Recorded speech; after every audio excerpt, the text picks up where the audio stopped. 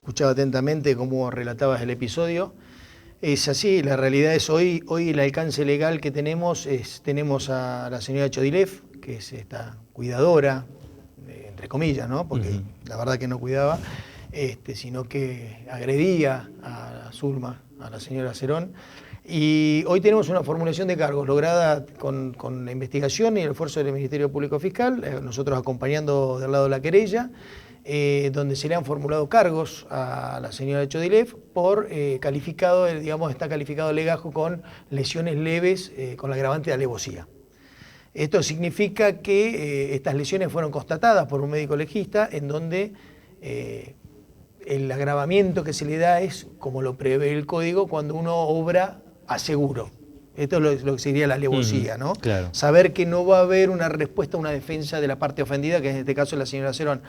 Hoy esta es la calificación legal, estamos en un periodo de los 4 meses legales que establece nuestro Código de Procedimiento de Investigación, en donde nosotros juntamente con la Fiscalía vamos a intentar agravar la situación de la señora Chodilev. Esa es la realidad. Esto es interesante, primero porque, está bueno, por ahí es una explicación un tanto más técnica, pero válida, porque lo primero que la gente dice, ¿qué hay que investigar 4 meses si el episodio está filmado? Es como una reacción natural del colectivo social. Bueno, sí, ¿cómo se explica eso? Es entendible porque la verdad que esto causó mucho impacto, ver a un abuelo, una persona mayor, conocida de Bariloche, que es maltratada, y tenemos estas imágenes. La realidad es que nosotros que estamos en este proceso, en este camino judicial, sabemos que con el video solo no alcanza. Uno dice, pero ¿cómo no alcanza? Si está filmada. Pero no, hay que respaldarlo con documentación, saber qué tipo de lesiones, en la integridad física de Zulma, cómo afecta eso, justamente para lograr una mayor condena y que haya, una cantidad de tiempo en esta investigación, nos va a permitir a nosotros poder acompañar más medios probatorios. Entonces, la realidad es que sí, tenemos los registros fílmicos, pero queremos tener más, porque la cantidad de pruebas van a hacer a que nosotros podamos transitar el camino legal para llegar a la etapa de un futuro juicio, un posible juicio. Acá la condición del agravante, que siempre es un elemento interesante para ver si se puede potenciar la acusación, uno naturalmente lo busca primero en el periodo en el cual se pudo haber producido la agresión. Esto es un elemento, en la extensión del tiempo en que una agresión se comete, y el otro aspecto es la vulnerabilidad de la víctima. Estamos hablando de que una persona de 100 años es quizás equiparable a la de un menor muy pequeño, alguien imposibilitado absolutamente de defenderse e inclusive de denunciarlo, porque estábamos hablando de una condición senil que le impedía inclusive recordar los episodios. Sí, es así como lo manifestás. Esta cuestión de, primero, la repetición en el tiempo de estos hechos que nosotros tenemos hoy, episodios de fines de agosto de 1 o 2 días en la filmación. Ahora, bien vos lo manifestabas, este acto reflejo que se le generó a la abuelita, a Zulma Cerón, en defenderse cuando se acerca a la nieta, en contraer los pies cuando pasaba la otra cuidadora, uno sabe que para que se generen automatismos en un cuerpo, hay hechos que tienen que repetirse durante un prolongado tiempo para que esto quede incorporado. Y sobre todo en una persona que, como bien decías, tiene un grado de mente senil, claro, que no recuerda los episodios. En un momento, muchas veces se le consultó a ella que le pegaba, y ella decía, ¿por qué me pegaría? O sea, no recuerda nada, ¿sí? Claro. Lamentablemente, tiene 100 años. Y por otro lado, bien lo que vos manifestabas, está bien, tenemos lesiones leves, pero no es lo mismo una lesión a una persona de 30 años, una de 40, y acá estamos hablando de una persona de 100 años que una lesión leve, unos golpes o toda esta cantidad de cosas que hemos visto en los registros fílmicos contra una persona de 100 años, está más que claro que va a estar en riesgo la vida del ofendido, como dice el artículo 90 del Código Penal. ¿Sí? Entonces, nosotros queremos llevar esas lesiones leves a graves, donde se aumentaría también la escala penal. Y ya la situación de la señora Chodilev estaría mucho más complicada, más allá de la condena social que hoy tiene, ¿no? Pero la realidad es que nosotros suponemos y estamos casi seguros que estos no fueron 1 o 2 episodios, ¿sí? Claro. Creemos que viene de mucho tiempo atrás porque obviamente la familia de Zulma ya veía lesiones, lastimaduras, a lo cual la señora Chodilev decía que se caía, que estaba torpe y un montón de situaciones que hoy tenemos que probarlas. Y ahí es donde estamos trabajando. Nos contaba Gerardo Blanco, el hijo de la mujer agredida, que una de las explicaciones para las lesiones que ellos empezaron a notar era que la señora se rascaba, ¿no? O sea, la cuidadora decía, la señora se rasca y se lastima. Digo, esto que parece una excusa burda, también podría ser analizado a la inversa. Si alguien supone que una persona puede presentar lesiones visibles solo por rascarse, ¿qué podría pasarle si es golpeada? Digo, la ecuación, si uno la invierte, crece en dimensión y en gravedad. Estamos totalmente de acuerdo, es verdad lo que vos decís, y volvemos lo que manifesté hace un rato. No es lo mismo una lesión en una persona, o como vos bien mencionabas, en un menor, hoy el código lo protege, lo mismo tendría que ser para una persona de 100 años, que no recuerda lo que pasó, que está totalmente vulnerable, que un golpe en una persona de 100 años con la fragilidad que tiene en su cuerpo presentó estas lesiones, ¿no? Estos golpes, estas patadas que se ven en los registros fílmicos generaron esa lesión que hoy vemos, que tarda mucho tiempo en curarse. No está, porque la lesión leve dice que es leve porque no tiene un tratamiento en el tiempo o necesita una cirugía para esa atención. Y hoy estamos teniendo que las curaciones se están prolongando en el tiempo. Claro. Entonces, claro, no es un hecho. No es un hecho que se cura el día siguiente o se regenera la piel como se regeneraría en una persona de menos de 50 años, por decir un número.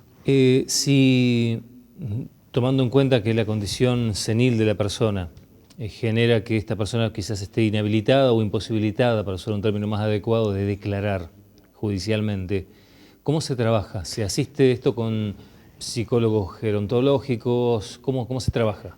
Justamente eso fue lo primero que abordamos con el Ministerio Público Fiscal, con la doctora Paulini, ¿sí? La imposibilidad que tenía Zulma de prestar declaración, porque la realidad es que no recuerda.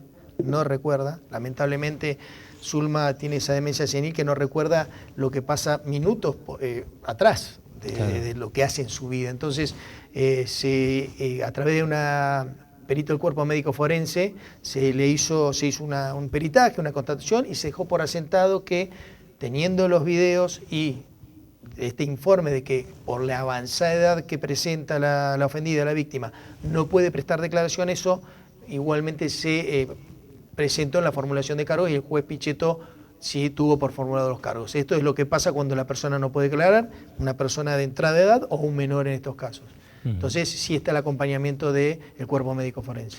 Hay una cosa que quizás no quedó explicitada, o al menos nosotros en la nota con Gerardo no la profundizamos, y es el tipo de cómo llega esta persona a ser la cuidadora de la señora. Porque hay un mecanismo que es de cuidadoras domiciliarias o cuidadoras de ancianos que inclusive va por la vía de las propias obras sociales vinculadas a las personas mayores. Sí. No sé si este era el caso o era una relación de confianza personal de la familia directamente con ella. Sí, yo lo que pude hablar, sobre todo con la hermana de Gerardo, con Viviana, era una cuestión cuando recomiendan a una persona, claro, que había confianza. Gerardo lo manifestó en una nota, era una persona media parca, pero nunca demostró lo que realmente era, que es un monstruo, la realidad, porque una persona que agrede a una persona indefensa de 100 años realmente no tiene otro calificativo. Esa es la realidad, pero se basaba toda una cuestión de confianza. Y tenía un complemento de otra cuidadora que cubría los francos, que eran los sábados y los fines de semana, que la señora tomaba los francos. ¿Y esto estaba vinculado también con la formación de cuidadores domiciliarios? Digo, ¿esta persona contaba con este requisito? Estaba inscripta en el registro de cuidadores domiciliarios. Ahora, ahí tenemos el problema entre, que ya sería otro tema a tocar, de las obras sociales cuando uno necesita de la asistencia para adultos mayores. Claro. Digamos, las trabas que ponen, porque realmente la verdad que tener gente cuidando a una persona mayor se necesita entre 3, 4 personas, el monto que hay que abonar es altísimo, entonces quizás las familias recurren a estas personas, que hay algunas que lo hacen por vocación y muchos lo hacen por necesidad, que no tienen ese trato con los abuelos, claro, ¿no? Esa es una cuestión complicada. Claro, hemos escuchado muchas veces, muchas notas, muchas veces acerca de la gente que por la vía de las obras sociales intenta acceder a los cuidadores y nunca los consigue. No, la realidad es que las obras sociales ponen trabas hoy por hoy para cualquier cosa, y más con estas cuestiones que son costosas y realmente quizá proporcionan una persona cierta cantidad de tiempo, pero para cubrir las 24 horas del día o la semana completa se necesitan 3 o 4 personas mínimos. Claro. Entonces la realidad es que la obra social no te lo presta el servicio. Claro, esto un poco quería profundizar en estos términos. Esto no tiene que ver con la causa judicial propiamente dicha, pero sí tiene que ver con ser justos también con gente que dice, yo soy cuidadora de ancianos y ahora quedamos todos como medio en observación a partir del episodio. Y a lo mejor estaba bueno aclarar el recorrido mediante el cual esta persona llega a cuidar a una persona de 100 años, ¿no? Sí, yo lo que creo que, a ver, yendo un poquito más allá y más arriba, tendríamos que buscar la forma de que se legisle un poquito más respecto de hacer digamos, una inscripción de todas aquellas personas que van a prestar el servicio, tener un poco más de encuadrado y enmarcado todo esto, porque la realidad es que, como bien recién mencionamos, las obras sociales no dan la ayuda que necesitan. Entonces, por otro lado, las familias salen a buscar, pero no sabemos con quién nos encontramos. Claro. Esa es la realidad.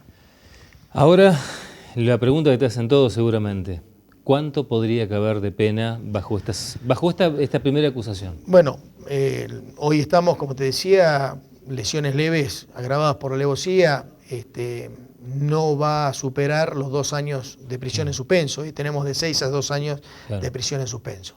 La verdad que es indignante, la gente es lo que ha manifestado, o sea, todos piden, pero la realidad es que es hoy con las herramientas judiciales que contamos y la verdad que no nos podemos apartar de eso. Y si es, a ver, nosotros vamos a trabajar, como te decía anteriormente, de agravar la situación. Tenemos que buscar la forma de respaldar la pretensión punitiva que vamos a buscar, pero bueno, no es una tarea fácil. No es una tarea fácil porque justamente, lamentablemente, no tenemos la declaración de la abuelita de Zulma Cerón. Claro, porque aparte, digo, por muchos agravantes que uno puede incorporar, tendrías que aumentar la sanción posible en un 50%, lo cual es una barbaridad. Llevarla a 3 años para empezar a pensar en que tal vez pudiera haber algún tipo de prisión efectiva. Sí. Pero a ver, si se logra encuadrarla en lesiones graves, en lesiones graves, agravadas con alevosía, entonces ahí ya la pena se iría de 1 a 6. Claro. Entonces ahí igualmente no quiere decir que logremos una condena efectiva. Claro. Porque obviamente del otro lado va a haber una defensa, nosotros vamos a tener que respaldar nuestra teoría del caso y va a ir un juez que va a decidir en base a las pruebas vertidas en un posible juicio. Apelando de tu experiencia como abogado, la filmación en sí mismo. Gerardo es una persona que sabe de la materia, logró las filmaciones, él mismo dijo, ustedes saben que yo estoy en condiciones de editar esto y entregué el material en crudo como corresponde legalmente. Y la gente dice, no hay nada más que probar. Ahora, en la historia judicial o en el cotidiano judicial, ¿la filmación en sí mismo es tan definitoria como para la percepción social? No. Tiene sí un impacto en la sociedad, pero como te decía anteriormente, uno no puede ir solo con eso a un juicio. Claro. Porque uno tiene que llevar mucho más material probatorio, porque del otro lado también hay una defensa que va a trabajar. No, seguramente. Entonces, hay que tener más cartas sobre la mesa para poder lograr una condena. ¿Cuándo? Entonces son 4 meses de... 4 meses de investigación. Sí, estaríamos pasando la feria porque la formulación de cargo fue el 19 pasado. Sí. Nosotros a través con el Ministerio Público Fiscal lo que vamos a intentar es lo que te decía, pedir una reformulación de cargos de acuerdo a lo que podamos llegar a recabar en cuanto a material probatorio y después, bueno, seguir a la etapa siguiente, que es el control de acusación. Abril, quizás, aproximadamente sería la fecha en la que esto se estaría discutiendo. La oficina judicial está bastante atareada con cuanto a la disposición de audiencias y demás, pero bueno. Sí, pero aparte está todo el atraso todavía del que quedó venimos con el atraso de la pandemia. Así que uno supone que abril sería un estimativo de la fecha en la que se podría darse si todo si todo marcha sobre ruedas. ¿No ha habido intentos de acercamiento de la defensa? La defensa, previo a la celebración de la audiencia de formulación de cargos, se acercó con la intención de utilizar alguna herramienta procesal, hacer una suspensión de juicio a prueba, a lo cual nosotros le dijimos que de ninguna manera estábamos ávidos en ese momento de hacer ningún tipo de acuerdo, que nosotros desde la querella queremos llegar hasta las últimas instancias.